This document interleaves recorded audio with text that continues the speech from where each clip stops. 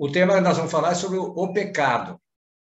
Então, o pecado, acho que todos sabem, existem dois níveis de pecado, dois tipos de pecado. O pecado mortal, quando, ao mesmo tempo, há a matéria grave, plena consciência de que nós estamos fazendo o pecado e deliberado consentimento.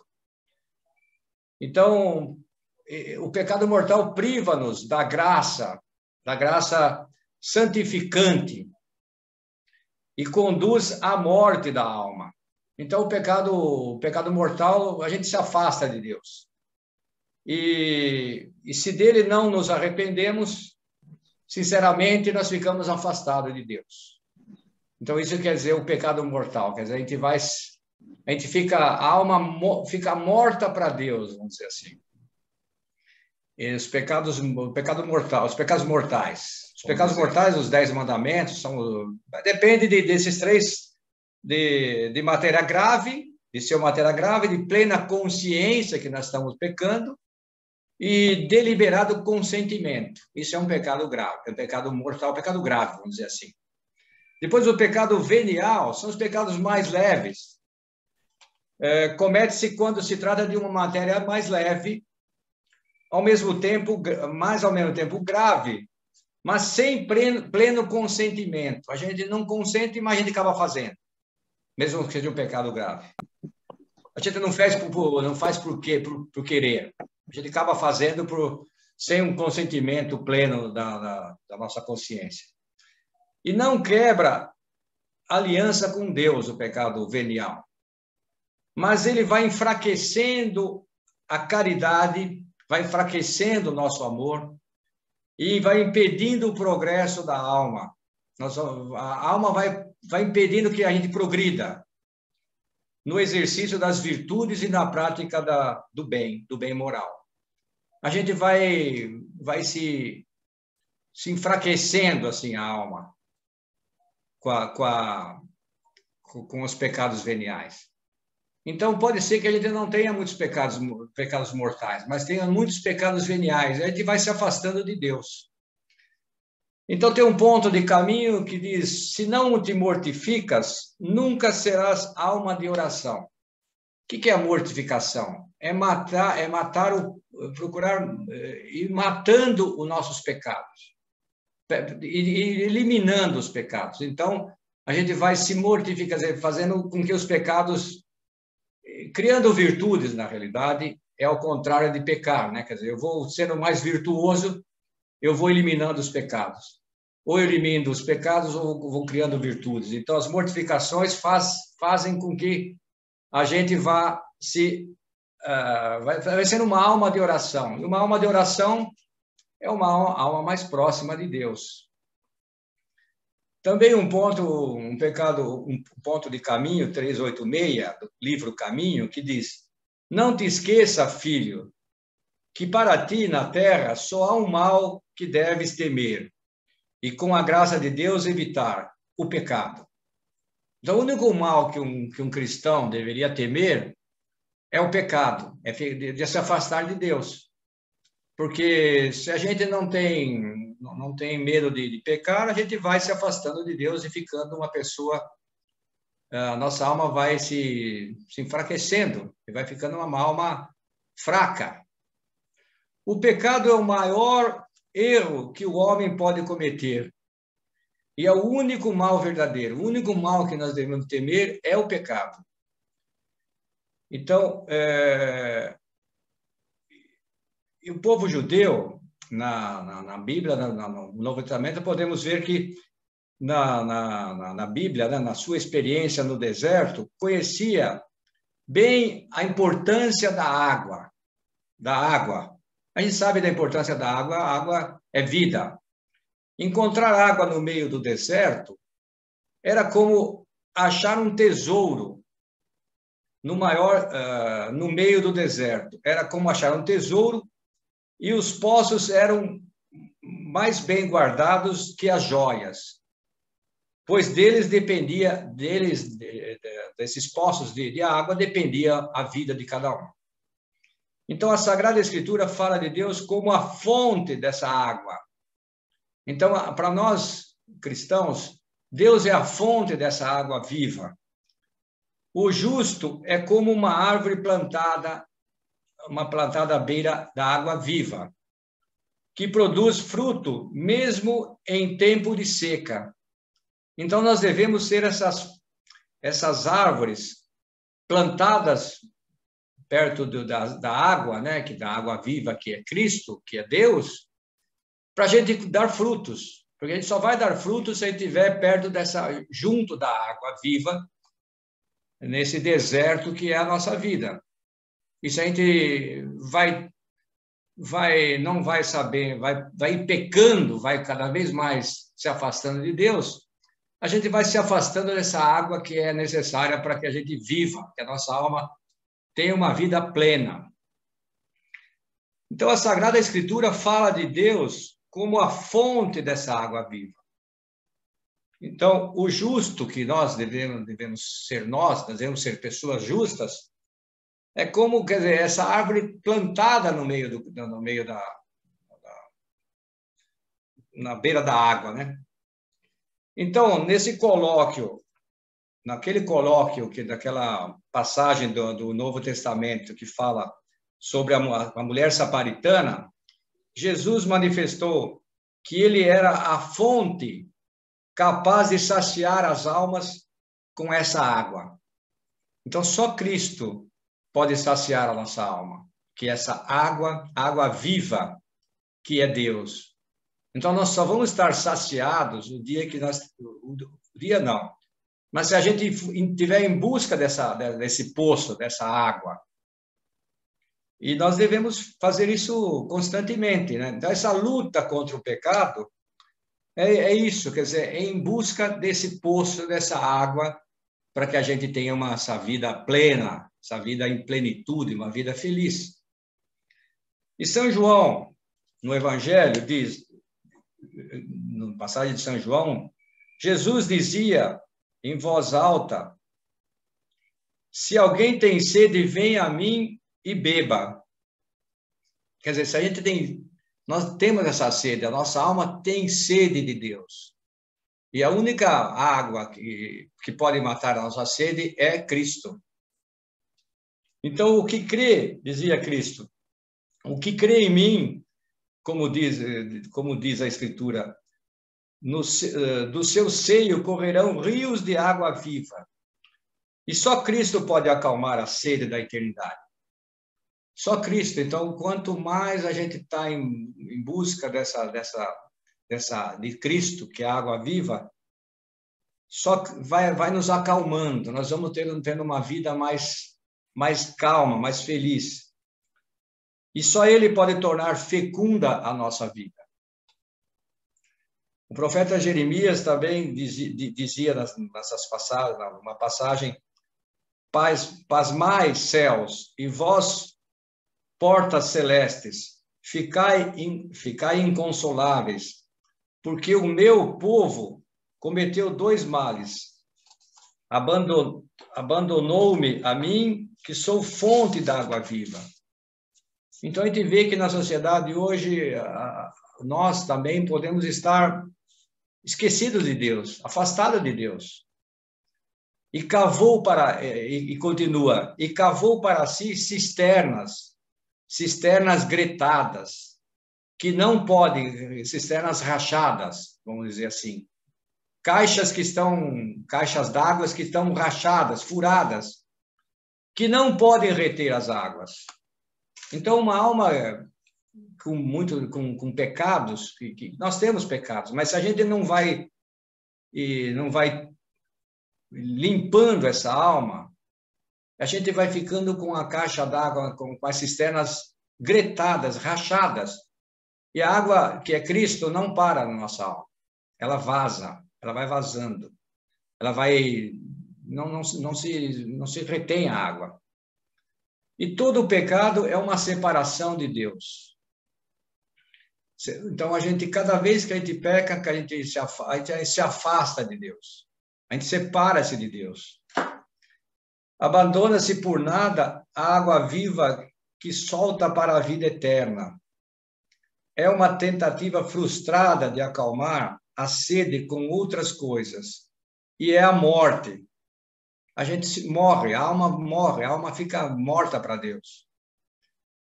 É o maior equívoco que o homem pode cometer.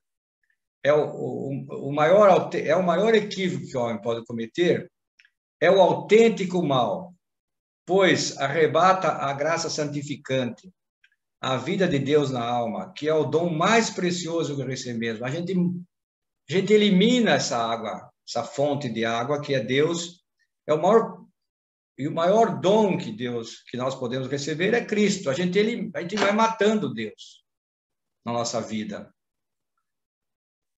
junto com o pecado, né? Quando a gente não cuida de ir confessando, eliminando, limpando essa alma. O pecado é sempre um desperdício dos nossos valores mais preciosos. Os nossos valores mais preciosos nós jogamos quando pecamos. Nós vamos desperdiçando esses valores. Essa é a verdadeira realidade, mesmo quando parece que o pecado parece que obtemos êxitos na vida. Uma mentirinha aqui, tudo bem, ninguém vai ver. Então, o pecado vai distanciando, fazendo com que a gente vai ficando longe de Deus, né? O afastamento do Pai, de Deus, traz consigo uma grande destruição em quem leva a cabo e quem viola a vontade divina e dissipa a herança recebida. A dignidade da própria pessoa. Nós vamos perdendo a dignidade humana com o pecado. A herança da graça que Deus nos deu, que Deus nos dá. A gente vai tirando essa herança que nós recebemos de Deus. Então, o pecado transforma a alma num verdadeiro terreno pedregoso, um terreno que não dá frutos, onde é impossível que a graça cresça. A graça não consegue crescer numa alma em pecado. Uma alma em pecado mortal, cheio de pecados veniais. Então, a terra não produz frutos, não cresce. Eu planto, tudo que eu jogar lá, semente vai morrer. Que a graça cresça, né? E as virtudes se desenvolvam. Então, não consegue desenvolver virtudes uma pessoa com alma em pecado mortal, em pecados veniais, principalmente os pecados mortais, né?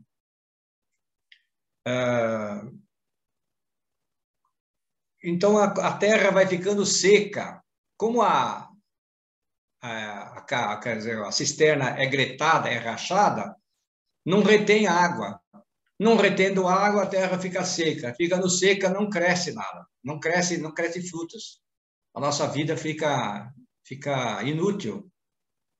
Fica endurecida. A nossa alma endurece. E fica uma alma cheia de espinhos, onde a gente vai espinhando, vai machucando a vida dos outros.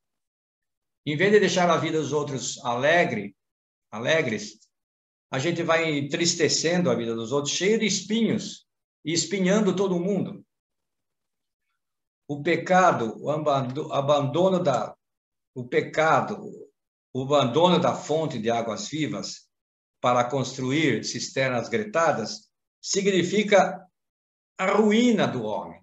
Então, o pecado vai nos deixando mais pessoas ruins. É uma ruína da nossa alma. E a nossa alma foi feita à imagem e semelhança de Deus. Então, nós não podemos admitir que... Não podemos não ligar para os pecados. Por isso que existe o sacramento da confissão, para a gente limpar a alma, né? Para tirar o pó de cima da alma. A teia de aranha, vamos dizer assim. As teias de aranha que a alma vai recebendo, a gente vai limpando através do sacramento da penitência, da confissão. Fora de Deus, o homem só encontrará infelicidade. Não há felicidade fora de Deus. Só há felicidade junto com Deus. Infelicidade e morte. A alma fica morta para as pessoas. Como os outros são imagem e semelhança de Deus, a gente não liga para os outros, a gente liga só para nós.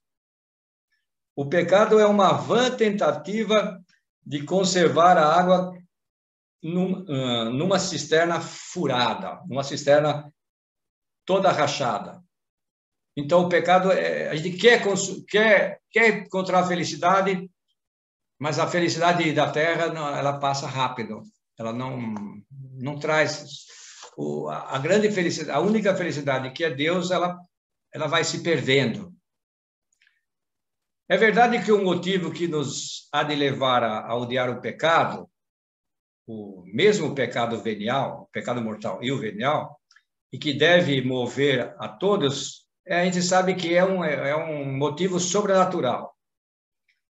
A solidão que o pecado deixa na alma deve também levar-nos a lutar contra isso. Então, essa solidão, a nossa alma vai ficando solitária quando nós deixamos o pecado entrar na alma.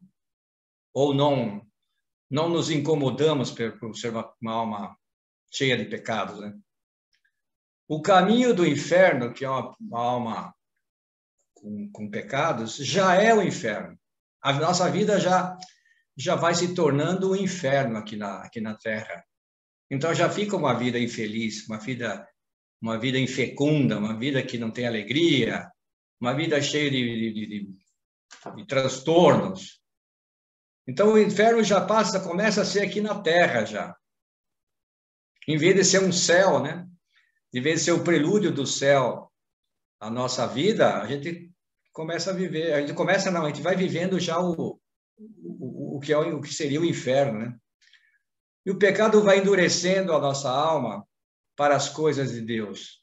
A gente não enxerga as virtudes, a humildade, a generosidade, a fraternidade, o amor, a justiça, a temperança, a humildade. A gente não enxerga isso. Uma alma que está o pecado vai endurecendo essa alma. A alma fica rígida demais. Não fica uma alma soft, vamos dizer assim. O pecado mortal afasta o homem radicalmente de Deus. Então, a pessoa que está muito tempo sem se confessar, por exemplo, com certeza deverá ter algum pecado mortal. Se não vai na missa, tal, então, se não tem aquela...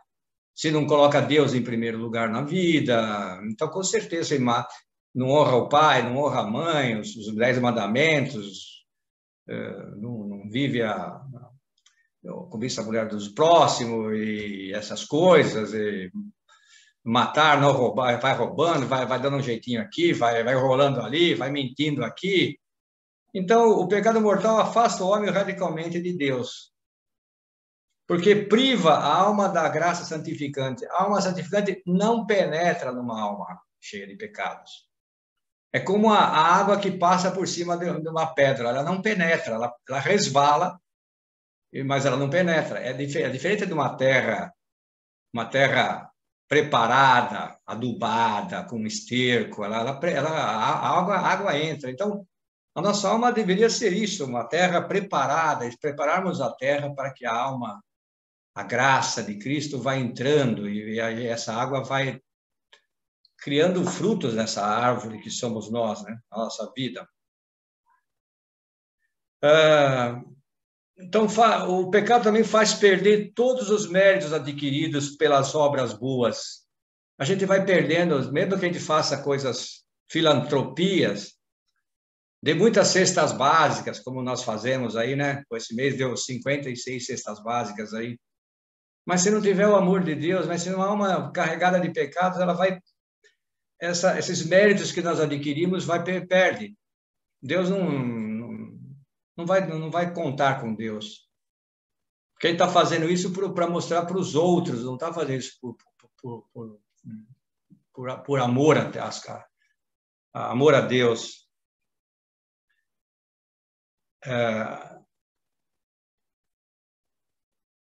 submete, de certo modo, a pessoa à escravidão do demônio. Diminui a inclinação natural para a virtude. A gente tem dificuldade de ser uma pessoa, de praticar as virtudes. Uma pessoa que tem muitos pecados, que tá carregada de pecados, ela não consegue ser uma pessoa generosa, uma pessoa que é uma pessoa responsável, uma pessoa que é alegre, uma pessoa que procura ser justa. É muito complicado. Justiça, fortaleza, temperança, a prudência. Uma pessoa é difícil. Então, cada vez mais, uma pessoa com pecado dentro da alma, cada vez mais torna-se difícil realizar atos bons. Então, a pessoa vai ficando tem uma vida que fica uma vida oca. Por vezes, afeta também o corpo. Uma pessoa com muitos pecados, ela afeta até o corpo da gente, não só a alma. A pessoa cansa, causa muitas falta de paz, pessoa impaciente, uma pessoa de mau humor. Uma pessoa de mau humor é uma pessoa intragável, ninguém quer ficar perto dele. Desânimo, pouca vontade para trabalhar, preguiçosa, gulosa. Então, aí entra todos os defeitos, vamos dizer. Os pecados, poderíamos dizer assim, são os nossos defeitos, né? Quanto mais defeitos temos, menos virtuosos somos, menos virtuosos, menos humanos. E quanto mais divino, mais humano e mais atraente nós somos, que as pessoas querem ficar ao nosso lado.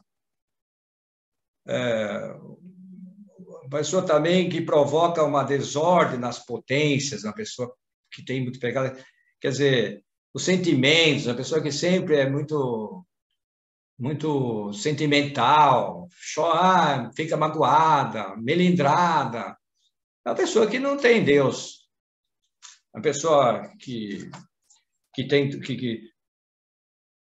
e com tudo isso nós ocasionamos um mal para a igreja, nós vamos fazendo um mal para a humanidade e para todos os homens. A gente vai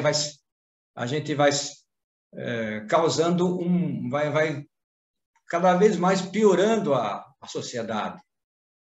E a gente devia ir fazendo ao contrário, né? Fazendo com que a sociedade vá melhorando, a nossa família, em primeiro lugar, os amigos, os irmãos, os parentes. Lógico que não é fácil. Não é fácil. A família, a gente sabe que é complicado, mas a gente tem que ser o centro o que leva a Deus aos outros, que estão as pessoas do nosso lado. Então, assim como todo justo, todo homem justo, todo homem cristão que se esforça por amar a Deus, eleva o mundo e cada homem, eleva um grau de santidade, vamos dizer. A gente vai melhorando o mundo. E todo pecado arrasta consigo todo mundo, as pessoas, a igreja, vai afundando o mundo, vamos dizer assim. A pessoa os pecados. De certa maneira, o mundo inteiro, a gente vai levando, vai afogando, ou vai arrastando as pessoas para serem piores, vamos dizer assim. Todo o pecado repercute com maior ou menor veemência, com maior ou menor dano em toda a estrutura eclesial da igreja, em toda a família. Então, o pecado faz sempre mal. Todo pecado está íntima e misteriosamente relacionado com a paixão de Cristo. Nós matamos Cristo, podemos dizer. Nós, com nossos pecados, crucificamos Cristo. E outro dia lia que se Cristo voltasse hoje, nós mataríamos ele, nós crucificaríamos de novo com nossos pecados. Então, pensemos isso, que cada vez que eu peco, que eu estou pecando, eu estou crucificando Cristo novamente na cruz. com a ajuda da misericórdia de Deus e com a graça divina, o cristão que segue de perto Cristo não cai habitualmente em faltas graves. Então, uma pessoa que procura a Deus, podemos cair, hein? Mas dificilmente não podemos cair em pecados graves. E quando caímos, temos a confissão, temos o sacramento da penitência. Podemos ir confessar, e aí saímos leve. Quantas vezes saímos do confessionado, depois de uma confissão, eu estou tranquilo, eu estou leve, porque a gente deixa lá os pecados lá na confissão. Então, o conhecimento da nossa fragilidade, da nossa debilidade, deve levar-nos a evitar com cuidado as ocasiões de pecar. Então, sabendo que nós somos pecadores, então nós devemos, dizem com quem anda, eu te direi quem és, né? E dizem que a ocasião faz o ladrão. Então, se eu sei que eu posso cair, eu tenho que me afastar né, dos locais as ocasiões de pecar. Então, eu tenho que tomar cuidado, porque não é que hoje eu já tenho 65 anos, 42 anos de casado, então o jogo já está ganho. O jogo não está ganho para ninguém. O jogo continua, né? Mesmo se tiver ainda não está nos acréscimos, mas mesmo nos acréscimos tem que tomar cuidado, senão a gente toma um gol, né? E perde o campeonato. Então, quer dizer, por isso que temos que procurar as mortificações, matar, quer dizer, procurar matar o pecado. E mortificar é eliminar os pecados que nós temos e ganhar virtudes. E não confiar na experiência própria. Achar que nós já temos idade, já tenho tantos anos na igreja, então já conheço o padre, isso não basta, porque sabemos da nossa fragilidade, como já falamos. Então, temos que pedir ao Senhor que saibamos detestar toda a falta, todo o pecado deliberado, que nos dê finura de consciência, né? Rezar para que Deus nos dê essa finura de consciência para não perdermos o sentido do pecado, porque a gente, às vezes, mesmo com muita idade, nós podemos perder esse sentido do pecado. Essa tremenda realidade que parece alheia a uma boa parte da sociedade, e nós podemos estar nessa. Podemos achar que com a gente não vai acontecer mais nada. E que pertencemos porque porque a gente dá, às vezes, costa a Deus, né? Então, dizemos a Jesus com as palavras de São João Paulo II: ajuda-nos, Senhor, a vencer a nossa indiferença. Então, pedir nas orações, pedir quando estamos rezando, para que Deus, a nossa indiferença, quer dizer, ajude-nos, Senhor, a vencer a nossa indiferença e o nosso torpor. Dá-nos o sentido do pecado, cria em nós um coração puro e renova na nossa consciência um espírito firme de um verdadeiro cristão. Então, eu tenho que pedir, né? Eu tenho que rezar, porque por isso que rezamos, para pedir que a gente seja um bom cristão. Para amarmos uma luta decidida contra o pecado, é necessário que reconheçamos sem desculpa os nossos erros diários. Então, eu tenho que saber, eu tenho que me conhecer, eu tenho que eu tenho que buscar um conhecimento. E cada vez que vamos confessar, se a gente procura nos conhecer melhor, a gente vai vendo que nós temos erros. E temos que chamar os pecados, os erros que cometemos pelo seu nome, sem justificar, não, mas no meu caso, veja bem, eu acho que eu estava um pouco cansado, a preguiça veio, mas eu não sei, no meu caso eu estou meio doente. Então a gente fica dando um monte de desculpas. Desculpas no deveres familiares, deveres profissionais, na fraternidade. Não, mas no meu caso eu já contribuo com não sei quem, no trato com Deus, o juízo negativo dos outros, a gente começa a achar que todo mundo está errado, e fulano de tal, a gente fofoca, fala mal dos outros. Olha quantos pecados temos, hein? E de imaginação, de ficar fazendo fofoca, de puxar tapete, de ficar imaginando coisas dos outros, de ser o centro das atenções, né, nas reuniões. Como a gente gosta de ser o centro das atenções, né? Será que estão achando de mim? Será que estão gostando? Será que gostaram de mim? Isso faz parte da nossa natureza humana. Isso são coisas que não ajudam a encontrar a Deus, né? A inveja, o mau humor, a pouca solicitude na vida familiar, como a gente não ajuda, às vezes, em casa. Olha quantos pecados veniais temos. E todo dia temos isso.